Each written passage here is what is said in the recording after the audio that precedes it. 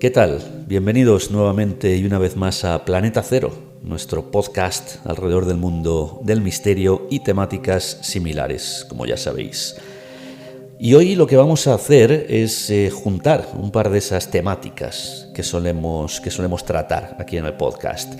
Si os digo que vamos a hablar de una isla, o mejor dicho, de un archipiélago, pues ya estaréis imaginando que vamos a hacer otro de esos programas relativos a islas perdidas, misteriosas, en mitad de ninguna parte. Y en cierto modo tenéis razón, si esto es lo que pensáis. También sabéis que me gusta mucho tratar el tema de misterios locales de aquí, de nuestra ciudad en la que nos encontramos, de Glasgow, o incluso expandirlos a nivel nacional, misterios en Escocia en general. Ya sabéis que hemos hablado de castillos, hemos hablado de algunas localizaciones misteriosas también en Escocia. Pues bien, hoy lo que vamos a hacer es juntar ambas temáticas. Un lugar ubicado en Escocia, con un cierto misterio, también con un cierto halo de misterio, pero que al mismo tiempo es una isla remota. Y ahora os estaréis preguntando, ¿una isla perdida, remota en Escocia? Sí, bueno, Escocia tiene muchísimas islas. Yo creo que si uno más o menos sabe sobre la geografía escocesa, pues sabe los diferentes archipiélagos que tenemos, como las Orkney, las Shetland al norte, luego todas las Islas Hébridas, que son muchísimas, e incluso más allá nos podemos ir a islas realmente muy, muy remotas. Dicen de este lugar del que vamos a hablar hoy que es el lugar más remoto, la isla más remota, o el archipiélago, porque en realidad son varias islas, más remoto de toda Escocia, de toda Gran Bretaña incluso, pero bueno, esto yo no sé si se puede aplicar porque Gran Bretaña en realidad es una isla y no el archipiélago de todo lo que son las islas británicas. Bueno, pues nos vamos a ir efectivamente al lugar más remoto de Escocia y antiguamente los antiguos escoceses pensaban que era la isla del fin del mundo, que más allá no había nada. Y a día de hoy se sigue interpretando, aunque erróneamente, y ahora os voy a comentar el porqué, como el punto más occidental, el punto más al oeste de toda Escocia, que es una isla lógicamente muy, muy localizada, muy al oeste, ¿no?, de lo que es la mainland de Escocia. Bueno, estoy hablando de St. Kilda, ya lo habréis visto en el título del podcast. St. Kilda, que en realidad es un archipiélago compuesto por varias islas que ahora vamos a ver.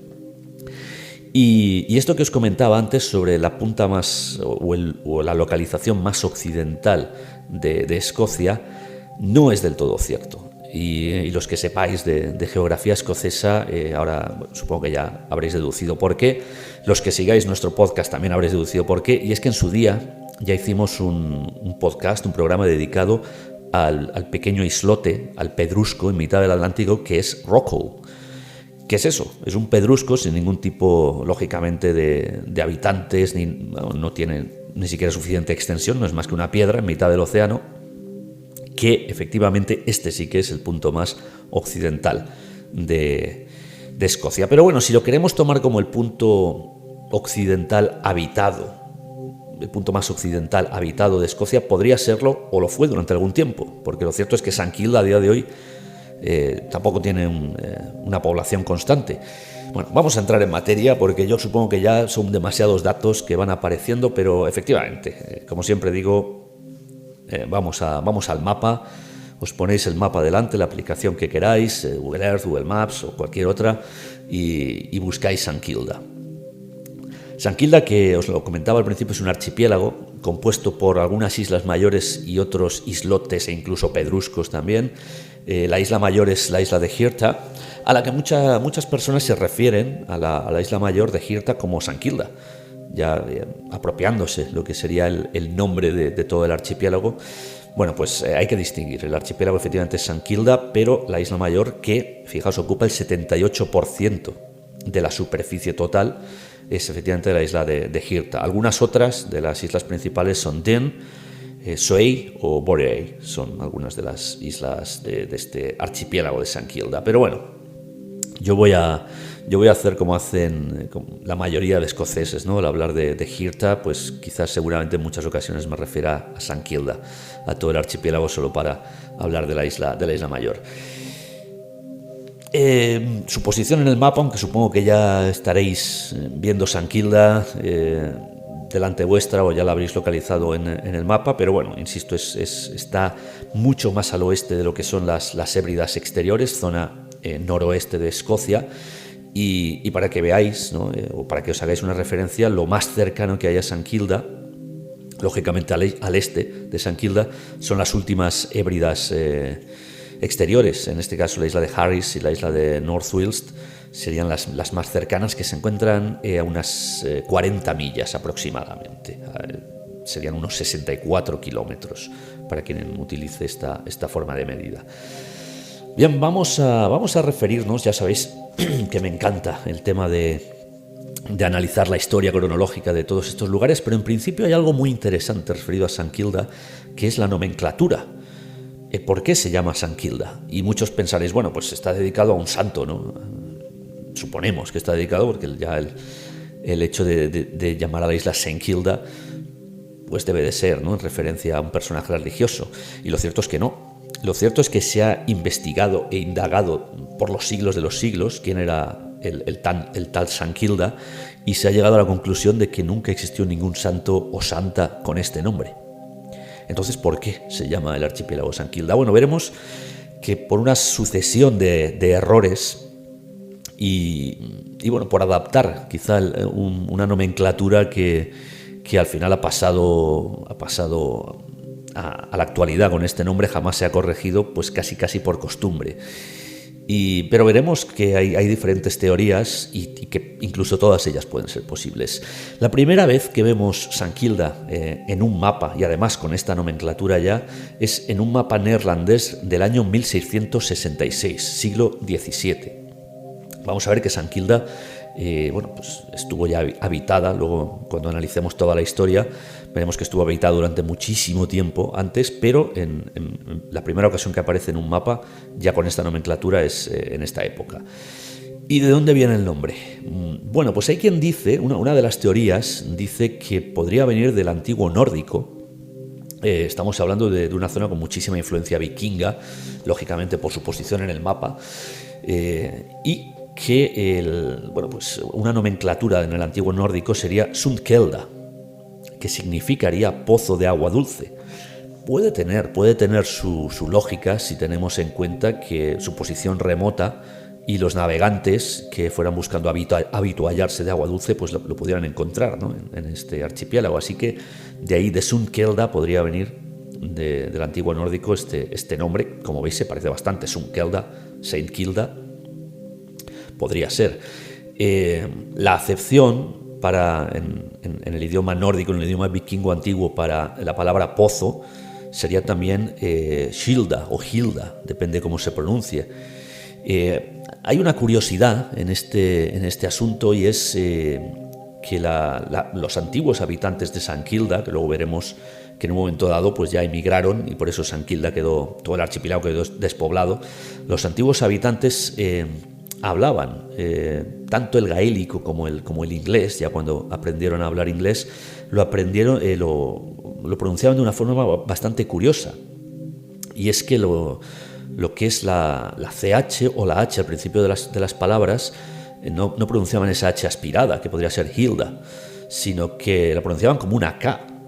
Así que esta palabra, que se escribiría, que proveniente del nórdico antiguo, que se escribiría Childa con la CH, pues ellos posiblemente la pronunciaban Kilda, y de ahí esta palabra significa pozo nuevamente, y de ahí podría venir el nombre del archipiélago. Otra teoría más, insisto, es que todas ellas son posibles. Esta que vamos a analizar es un poco más alejada a mi modo de ver, pero también podría ser que St. Kilda viniera de los Chaldees, Kilda, que son unos monjes que se supone que llevaron el cristianismo hasta el archipiélago. Llegaron allí, pues a impartir, ¿no?, sus enseñanzas cristianas. Incluso podría ser que la isla principal, que ya os comentaba que era Hirta, el nombre de la isla principal derivara hasta Kilda. Hirta, de Hirta, os decía antes que esta H aspirada se pronunciaría Kirta, y que incluso la R podría haber derivado en Kilta y finalmente en Kilda. Así que de Hirta pasaría a Kilda. Es otra de las teorías. Y la teoría una más, que os voy a contar y que es posiblemente la más aceptada a día de hoy, es que San Kilda, y además, ojo, porque aquí sí que tendría una cierta lógica con la nomenclatura en los mapas y que apareciera el nombre del santo, que hasta este momento, salvo en la primera teoría, Sunkelda, del antiguo nórdico, pues no hemos visto el por qué ese saint al principio, ese Saint Kilda. Pues bien, hay quien dice que en el antiguo islandés había una palabra llamada skilder, que significaría escudo, y que se aplicaría o que los antiguos vikingos o islandeses le aplicarían a este archipiélago, porque era como una especie de escudo si uno venía navegando por todo el Atlántico norte. Antes de llegar a las Islas Británicas, lo primero que se encontraría en esa posición noroeste sería San Kilda, y sería como un escudo que protegería todas las Islas Británicas. Bien, pues de ahí, de Skilder, fijaos que lleva una S al principio, podría venir la nomenclatura de Saint Kilda. ¿Y por qué Saint Kilda pasa a ser, o Skilder pasa a ser Saint Kilda? Pues bien, parece ser que alguien en un momento dado inscribió en un mapa el nombre de esta isla como Skilder, como escudo en el antiguo islandés, pero parece ser que por un accidente ortográfico puso un punto entre la S y Skilder, y de ahí que la nomenclatura que apareciera en el mapa sería S.Kilder. Y alguien interpretó que esa S pues era el nombre de un santo y que no era un error ortográfico, sino que, bueno, incluso este punto se dice que el error ortográfico fue una pequeña mancha de tinta, ¿no?, que haría ese punto ahí para hacer el Skilder, y de ahí pues se pasó a Saint Kilda. Lo interesante es que esta es la teoría más aceptada sobre el nombre del archipiélago de Saint Kilda. Este error ortográfico que llegó hasta nuestros días, pues confundido con, en lugar de utilizar la palabra escudo en islandés antiguo, Skilder, ya como el nombre de un santo, un tal Saint Kilder o Saint Kilda, y de ahí pues llegar hasta nuestros días. Esta es la interesante historia de la nomenclatura, que ya en sí encierra un misterio, ya de por sí el nombre de Saint Kilda.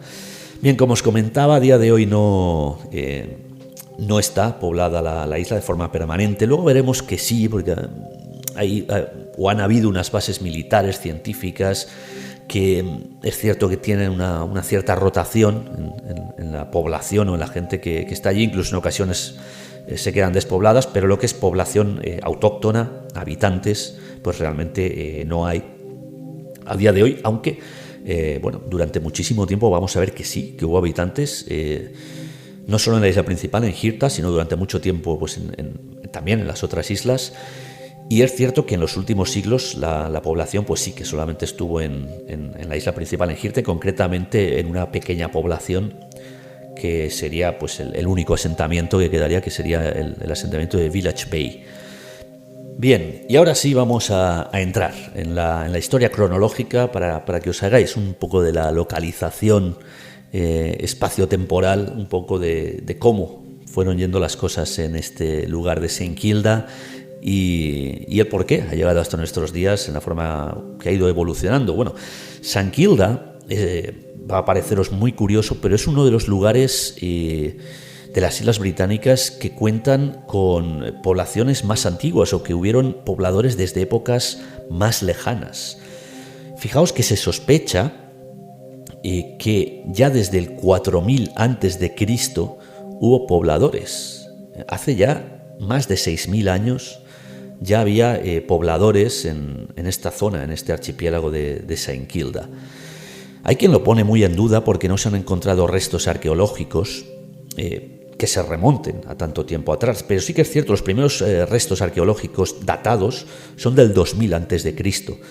Pero es cierto que estos utensilios hacen pensar ya que pertenecen al Neolítico prácticamente, incluso edad de hierro, edad de bronce, pero se pueden remontar algunos al Neolítico, hacen pensar que, a pesar de estar datados en el 2000 a.C., nos podríamos remontar a épocas mucho más anteriores. Se ha demostrado que estos utensilios no fueron llevados allí, sino que fueron elaborados localmente en la zona de Sant Kilda, con lo cual pues es muy posible que efectivamente los utensilios, a pesar de que se dataran del 2000 a.C., ya se estuvieran manejando desde muchísimo tiempo antes. Y es esto, pues por esta razón los historiadores se remontan, ¿no?, a que posiblemente hubo pobladores incluso en el 4000 a.C. Pero bien, confirmado y con seguridad, estos utensilios datados son del 2000 a.C., eso sí, no se han encontrado, y lo que no se han encontrado son ningunos restos de viviendas o de casas, en este caso, con lo cual esto hace pensar a los historiadores que o bien vivían prácticamente rodeados de la naturaleza, durmiendo al raso, lo cual pues es complicado teniendo en cuenta la difícil meteorología que hay en Sant Kilda, sobre todo en invierno. Es un lugar no extremadamente frío, pero sí con muchísimas precipitaciones, muy húmedo. O bien la otra opción es que efectivamente vivieran en cuevas, no les hiciera falta ningún tipo de construcción. Así que, muchas teorías en lo que es el pasado, este pasado muy anterior, pero lo que sí que parece confirmado es que efectivamente en Sant Kilda hubo pobladores desde tiempos pues prácticamente inmemoriales, desde tiempos remotos, sin ninguna duda. Pero vamos a entrar ya un poco en la historia más moderna de Sant Kilda, y es cuando pues el archipiélago comienza su historia sobre el papel, nunca mejor dicho, puesto que nos vamos a trasladar ya al siglo XIII, principios del siglo XIII, porque concretamente en el año 1202 aparece el primer registro escrito. Ya os comentaba antes lo relacionado que ha estado el lugar, básicamente por su posición geográfica con todo el mundo vikingo, y en este caso va a ser un clérigo islandés el que va a anotar su visita a un lugar al que llama Hirtir, que posiblemente pues efectivamente era Hirta, la isla principal. Estamos hablando del año 1202, ya posiblemente la época de esplendor vikinga había pasado, pero seguía siendo una zona de influencia, sin ninguna duda, y con muchísima influencia. Este clérigo habla de que en Hirtir, en este lugar que visita, pues ya hay asentamientos vikingos que tienen una cierta historia, y efectivamente lo localiza en Sant Kilda. Este es el lugar. Bien, continuamos con la historia, y ya superada un poco la época de los vikingos, es cierto que la influencia y lógicamente la descendencia va a estar muy en consonancia con todo el mundo vikingo, aunque ya va a haber una mezcla también con los clanes escoceses. Y es que a partir del siglo XIV ya se registra que Sant Kilda es una zona de influencia de lo que son los clanes escoceses. Así que, pues parece ser que la gente de Escocia, de la mainland, o cuanto menos de las Islas Hébridas exteriores, se han ido desplazando hasta Sant Kilda. Y se reporta que este es un lugar a partir del siglo XIV cuyos propietarios sería el clan MacLeod de Harris, de la isla de Harris, que os comentaba antes, que es la isla más cercana, una de las Islas Hébridas exteriores. Los MacLeod de Harris, de la zona de la actual Stornoway, de la actual ciudad de Stornoway, son bastante famosos, estos MacLeod de las Islas Hébridas exteriores. Pues bien, parece ser que estos serían los propietarios de lo que es el archipiélago de Sant Kilda en esta época. Se habla mucho de que en esta época, siglo XIV, siglo XV, Sant Kilda era un centro muy importante para el druidismo. Sí, la creencia en los druidas, y pues en todo este mundo de la magia druida. Básicamente se atribuye, incluso teniendo en cuenta que ya en lo que era la mainland de Escocia, incluso en las Hébridas exteriores, pues el cristianismo se había ido desarrollando. Sin embargo, esta zona se dice que por la lejanía, por el aislamiento, pues era una zona en la que se practicaba más estas artes druidas, ¿no? El druidismo. Quizá porque no había nadie que pudiera reportar, ¿no?, a estos infieles, por así decirlo, o quizá también porque la lejanía pues daba este halo mágico al lugar, ¿no? Incluso se dice que había muchos druidas que venían del norte de Escocia, de la mainland, y venían a San Quilda a practicar sus ritos. Se ha escrito mucho en este sentido en todo el mundo druida sobre San Quilda como un centro neurálgico, insisto, del druidismo. Por otro lado, también se hace importante en muchos escritos el archipiélago de San Quilda, porque parece ser que fue escenario de batallas entre diferentes clanes. No solo, los MacLeod consiguieron, porque de hecho prácticamente hasta nuestros días el clan MacLeod sigue reivindicando la propiedad del archipiélago de San Quilda, pero muchos otros clanes estuvieron interesados a lo largo de los años en hacerse con el territorio, y de ahí que San Quilda pues fue también protagonista, ¿no?, de varias de estas batallas entre clanes. Mira, a partir del siglo XVII, XVIII, ya comienza el asentamiento que comentaba antes de Village Bay, el asentamiento principal en la isla más grande, en la isla de Hirta, comienza a ser prácticamente ya el único asentamiento y el mayor. La isla, a medida que toda Escocia se va desarrollando, siglo XVII, siglo XVIII en adelante, pues la isla queda cada vez más aislada. Lo cierto es que toda Escocia se desarrolla, pero la isla, el archipiélago de San Quilda, parece que queda aislado y aislado en todos los sentidos. También, si recordáis, cuando hemos hablado de otras islas perdidas, como por ejemplo me viene a la mente Tristán da Cunha, ¿no?, cuando hicimos el programa, que el mayor peligro que había para los isleños, la gente que vivía en las islas, eran las visitas, porque traían enfermedades para las que los habitantes no estaban preparados. Sus cuerpos no tenían defensas para protegerse de estas enfermedades. En este sentido, hubo muchísimas epidemias, lógicamente a muy pequeña escala, a escala de la isla, por enfermedades que traían algunos visitantes. Por ejemplo, en el siglo XVIII hubo una epidemia de cólera que prácticamente acaba con toda la isla. Muchísimas muertes, hasta el punto de que a finales del siglo XVIII casi estaba despoblada la isla. Una isla que en este mismo siglo, concretamente, se hace un censo en el año 1758, mediados del siglo XVIII, y se decía que había llegado a un grandísimo esplendor. Casi había llegado a los 100 habitantes. En este censo, 88 habitantes. Bueno, fijaos lo aislado que, para considerar que 88 habitantes era era casi una superpoblación, ¿no?, uno de los mayores hitos que se habían alcanzado en San Quilda, y es a final de este siglo XVIII también, con esta epidemia que os decía de cólera, cuando se intenta que el número nunca baje de estos 80 habitantes, entre 80 y 100.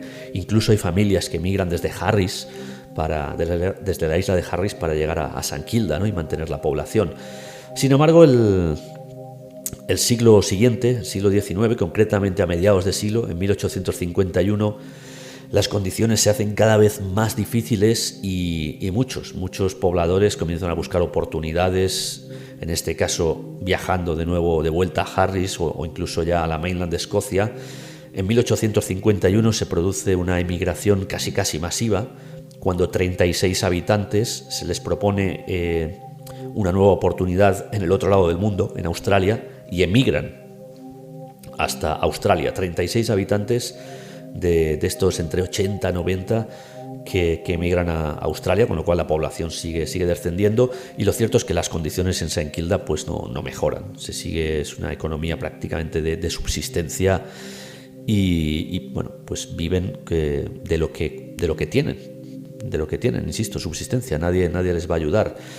A partir del siglo XIX, después, además, curiosamente, de esta emigración del año 1851, empieza a aparecer un nuevo fenómeno en la isla, que es el turismo de curiosos. Curiosos que van a ver cómo se sobrevive en esta isla sin ningún tipo de ayuda externo. Y ya os lo comentaba antes, el hecho de que comiencen a aparecer más y más barcos con curiosos que pasan pues apenas unas horas o unos días en San Quilda va a traer nuevas enfermedades que van a afectar muchísimo al crecimiento de la población. Si bien los adultos sobrellevan más o menos las enfermedades, lo que sucede a final del siglo XIX es que la mortalidad infantil es prácticamente total. O sea, la mortalidad infantil llega hasta el 80%.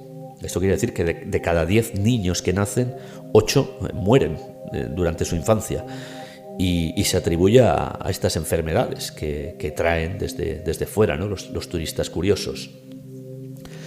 Bien, en 1906 se va a producir un hecho bastante importante que va a asentar medianamente la población, y es que la iglesia, que había sido cerrada a mediados del siglo XIX, se vuelve a abrir e incluso se extiende para construir una escuela, lo que va a ser la primera escuela oficial en St Kilda. Y esto va a hacer que se enseñe por primera vez, fijaos la fecha, principios ya del siglo XX, año 1906, se va a enseñar por primera vez el inglés.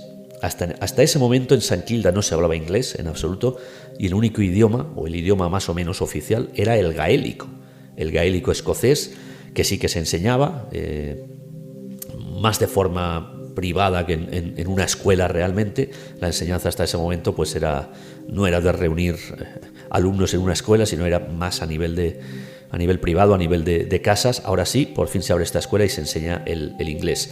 No penséis que el gaélico se va a olvidar, puesto que St Kilda, en esta escuela de St Kilda, se va a fomentar también que se siga enseñando, aparte del inglés, el gaélico. Bien, otro registro importante es el de 1913, justo antes de la Primera Guerra Mundial. Bueno, pues hay una de estas nuevas epidemias que llevan los turistas, y en este caso sí que va a ser una epidemia bastante complicada, porque mueren también bastantes adultos. Se trata de una gripe, que en principio si uno estuviera en la mainland, en Escocia, no sucedería nada, pero en St Kilda se convierte en realmente mortal, aunque finalmente van a superar la gripe a lo largo de este año 1913. Bueno, pues algunos adultos efectivamente fallecen, pero la epidemia se supera. Y llegamos a un punto muy importante para St Kilda. Fijaos que en muchas ocasiones hablamos de que en estas islas hay un gran desarrollo a raíz de las guerras, sobre todo de la Segunda Guerra Mundial. En muchas ocasiones lo hemos comentado en estos lugares tan aislados, tan extremos. Pues bien, en el caso de St Kilda, el desarrollo va a venir a raíz de la Primera Guerra Mundial. Y es que a partir de este año 1914, a partir de 1915, la Royal Navy, ya sabéis, la Armada Británica, pues toma interés, sobre todo por la posición estratégica que tiene St Kilda, y va a establecer en este lugar tan aislado, en el Atlántico Norte, una estación de comunicaciones. Al fin y al cabo, St Kilda no deja ser territorio de Su Majestad, es un territorio que pertenece al Reino Unido y pertenece a Escocia. Así que la Royal Navy establece aquí una estación de comunicaciones, y esto va a hacer que por primera vez en su historia St Kilda pueda tener contacto diario, aunque sea a través de la radio, con el resto de la mainland, con el resto de Escocia. Bueno, contacto diario con cualquier cosa o cualquier persona que no esté en St Kilda, por primera vez en su historia. Interesante. Llega el año 1918 y se va a producir una visita bastante inesperada. Concretamente el 15 de mayo de 1918, todavía en plena Primera Guerra Mundial, un sumergible alemán ataca la pequeña localidad de Village Bay. Sí, lanza un ataque. ¿Y por qué? Bueno, pues básicamente porque los alemanes saben que esta estación de comunicaciones es muy útil para los británicos y envían un submarino pues directamente para destruir esta estación de comunicaciones. Bueno, el ataque, según narran algunos de los habitantes de la isla por aquel entonces, fue un ataque destinado básicamente a destruir la estación. Se lo tomaron un poco, pues no como un ataque. Incluso dicen que bueno, un pequeño submarino pues hizo lo que tenía que hacer, que era destruir aquella estación, y realmente no hubo ninguna baja civil, ninguna baja humana en este caso, porque sí que se reporta, y en este caso para los isleños parece que aquello era muy importante, se reporta que no solo se destruye la estación, sino que además se mata a una oveja en este ataque. Sí, parece que las ovejas eran muy importantes, teniendo en cuenta la economía de subsistencia. Pues bueno, lo que peor les sentó a los habitantes de St Kilda fue el asesinato de esta oveja por parte del submarino en su ataque. Pero lo cierto es que la Royal Navy, y en este caso el ejército británico, toma nota de este ataque y se va a construir un cañón de defensa contra posibles ataques navales, que a día de hoy permanece lógicamente en desuso, pero allí continúa el cañón de defensa que se instala en este año de 1918, que va a ser básicamente la única infraestructura militar, si tenemos en cuenta que la estación de comunicaciones pues no lo era solamente una estación de comunicaciones, pues la única infraestructura militar que hasta ese momento va a haber en St. Kilda. Esto hace también, este ataque del submarino alemán hace que el aprovisionamiento comience a ser de forma regular en la isla, así que ya no subsisten solamente con lo que tienen los isleños de St. Kilda, sino que van a empezar a recibir provisiones también de la mainland. Bien, la cuestión es que se acaba la guerra y se van a olvidar. La gente que vive en la mainland, incluso el ejército, se olvidan de que St. Kilda existe. Les ha sido muy útil con los isleños estaban muy contentos de tener este aprovisionamiento regular, los contactos regulares, pero va a suceder pues lo que suele suceder, que cuando ya no eres útil, pues se olvidan de ti. Así que la vida en St. Kilda se hace muy difícil hasta el punto de que en 1928 tan solo van a quedar 37 habitantes, todos ellos viviendo en esta población principal de Village Bay, en la isla principal de Hirta. No solo eso, sino que todos vivían en la misma calle. Una calle que, por cierto, el nombre que tenía era la calle, The Street. Si uno quería enviar una carta, por ejemplo, una carta postal a St. Kilda, la dirección era tan fácil como The Street y el número de la casa. Insisto, tan solo 37 habitantes en St. Kilda en el año 1928. Y llegamos al año 1930, que va a ser, después de casi 6.000 años de población ininterrumpida en St. Kilda, pues va a ser el año en el que St. Kilda se va a quedar despoblada. ¿Qué sucede en 1930? Una de las habitantes, concretamente una joven llamada Mary Gillis, pues va a morir de apendicitis. Y bueno, pues en St. Kilda ya están bastante cansados de tener que sufrir las enfermedades, de estar completamente olvidados por parte del resto de compatriotas, y esta muerte de apendicitis, que si esta enfermedad se hubiera tenido en cualquier otro lugar de Escocia, en la isla de Harris mismamente o en la mainland, pues no hubiera supuesto ninguna complicación, sino simplemente una intervención quirúrgica. Pues esto, digamos que es la gota que colma el vaso. Los habitantes están absolutamente cansados y establecen o manifiestan su intención de abandonar la isla. De esta manera, pues el gobierno central les propone un plan de evacuación y de reubicación tanto en Harris como en lo que sería la mainland de Escocia, en diferentes puntos. Y finalmente, el 29 de agosto de 1930, el navío Harebell llega a la isla para evacuar a todos los habitantes que quedaban. Lo curioso es que en estas ocasiones ya sabéis lo que suele suceder, que muchos habitantes se oponen, no están de acuerdo. Bien, pues en esta ocasión hubo un consenso unánime. Todos los habitantes quieren marcharse, y en este momento, ese 29 de agosto de 1930, St. Kilda, después de 6.000 años, el archipiélago de St. Kilda va a quedar despoblado. Llega la Segunda Guerra Mundial y ahora estaréis todos pues frotándoos las manos, porque la historia durante la Segunda Guerra Mundial de un lugar tan aislado seguro que es muy jugosa, pero no va a ser el caso. Lo cierto es que en St. Kilda no van a suceder demasiadas cosas durante la Segunda Guerra Mundial, básicamente porque la isla está completamente abandonada y por no haber, ya no hay ni base, ni siquiera la estación de comunicaciones que funcionó durante la Primera Guerra va a funcionar. Ni un bando ni otro, ni alemanes ni británicos van a tener ningún tipo de interés. Y lo único que a día de hoy todavía, por cierto, podemos ver en St. Kilda, pues son 3 accidentes aéreos que sucedieron. Y alguno pensará, también es casualidad que los aviones cayeran justo en St. Kilda. Bueno, no, realmente no es casualidad. Lógicamente hay que pensar, y aquí está la justificación, que un avión que sufre una avería o algún tipo de ataque sobrevolando el Atlántico Norte, pues va a buscar una posición favorable para intentar aterrizar y no caer en mitad del océano. Y lógicamente, pues esta es una posición, estas islas de St. Kilda, donde, bueno, al menos si alguien intenta aterrizar, bueno, la palabra lo dice, aterrizaría, no amerizaría, al menos caerían en tierra, y son islas con unos ciertos recursos. El caso es que, como os dije antes, son accidentes aéreos.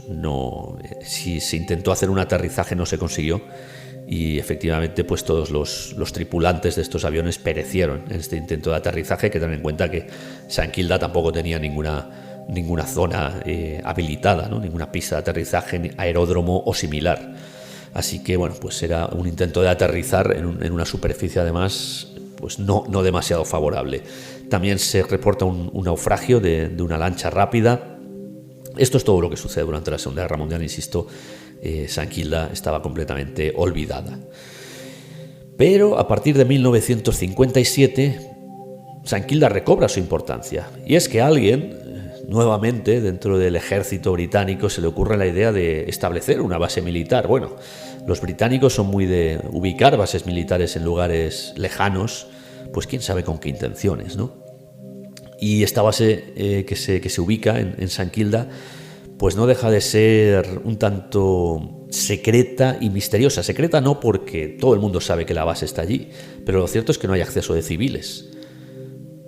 Con lo cual, pues no está demasiado claro qué es lo que se hace en esta base. Oficialmente se dice que, o en un momento dado, se convierte en una estación de seguimiento de misiles balísticos.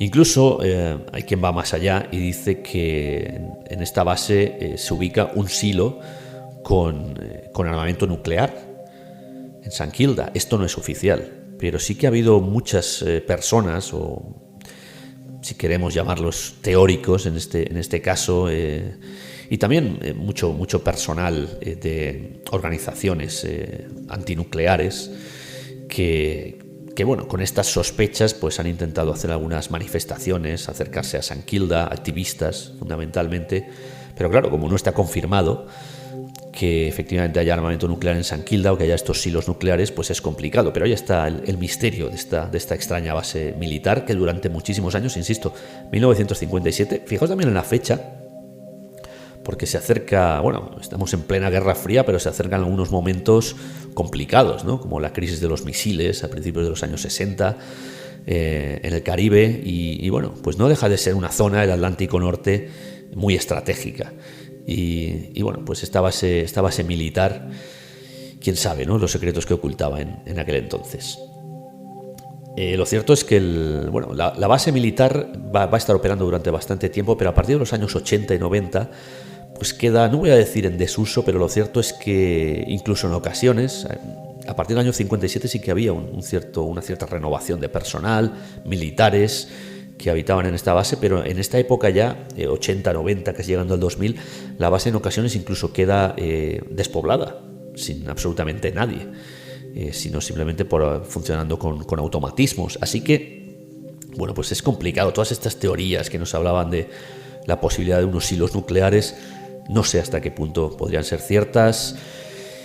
Y ya nos metemos en el siglo XXI, el siglo XXI que vuelve a recobrar una cierta importancia para St Kilda, porque comienza a estimularse el turismo, del que luego al final del podcast vamos a hablar, el cómo llegar a St Kilda. St Kilda no es una zona vetada, ni mucho menos.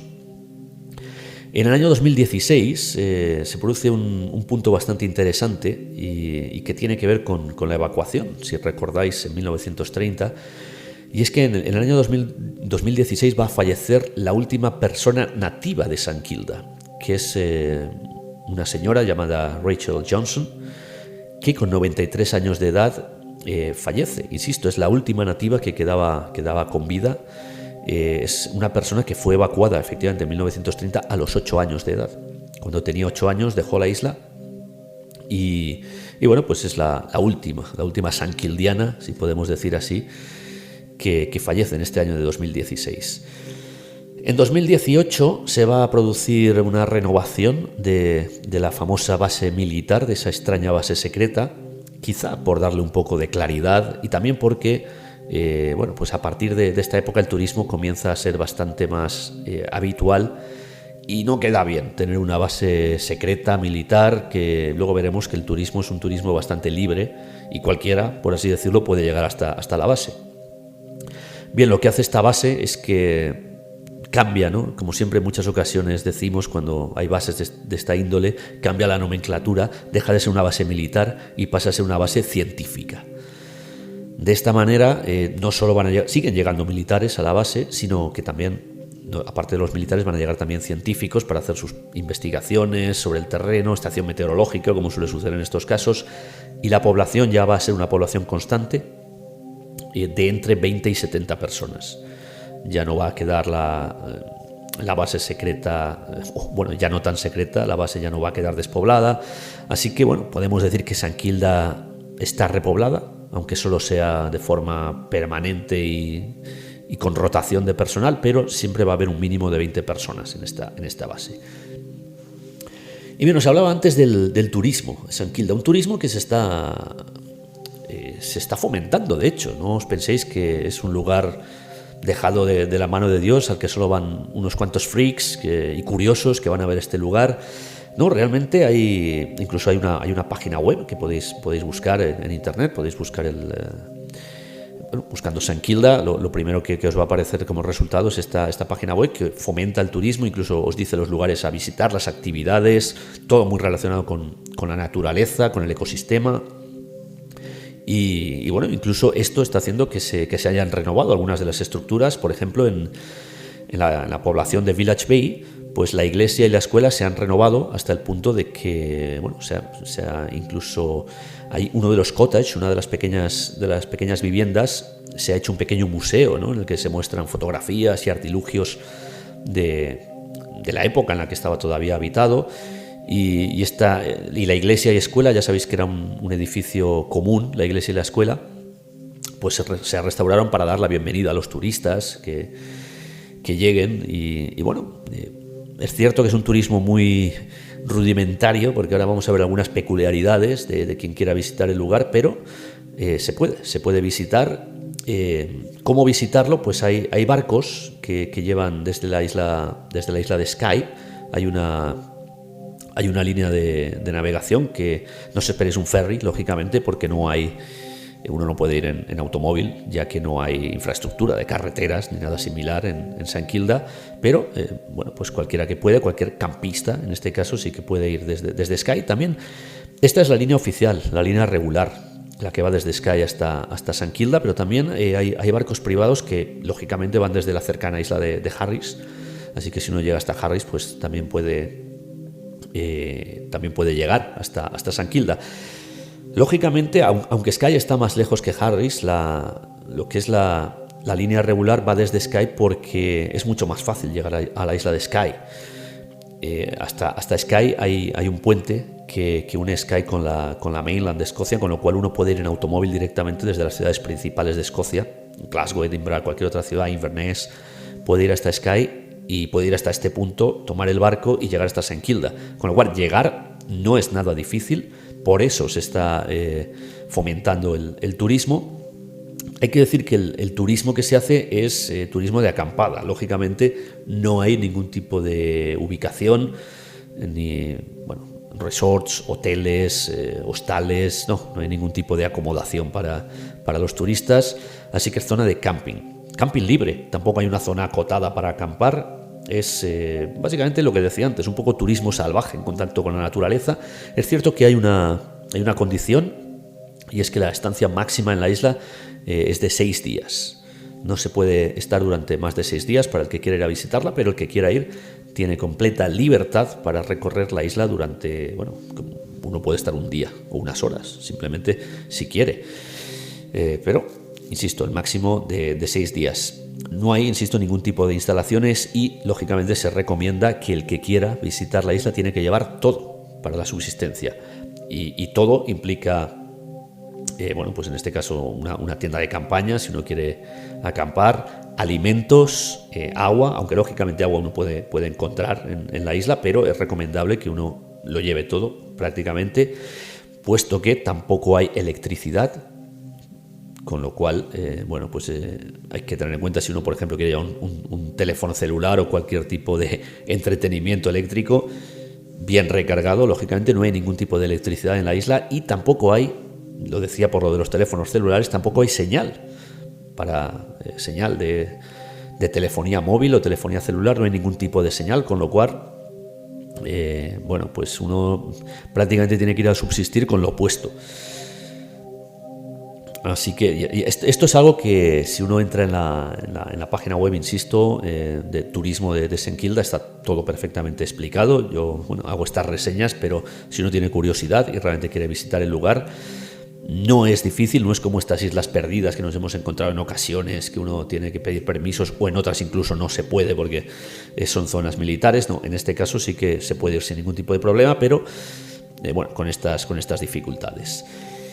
Y bueno, supongo que todos os estaréis cuestionando si, aparte de todo esto que he comentado, en la isla de Saint-Kilda hay algún misterio a visitar, si hay algún tipo de reporte misterioso, porque claro, una isla tan perdida, puede que haya alguna localización interesante. Misterios hay y no deja de salir en prensa constantemente, además, el hecho de reportes de campistas o de turistas que van a Saint-Kilda y recogen algún tipo de anomalía o de fenómeno extraño, por así decirlo.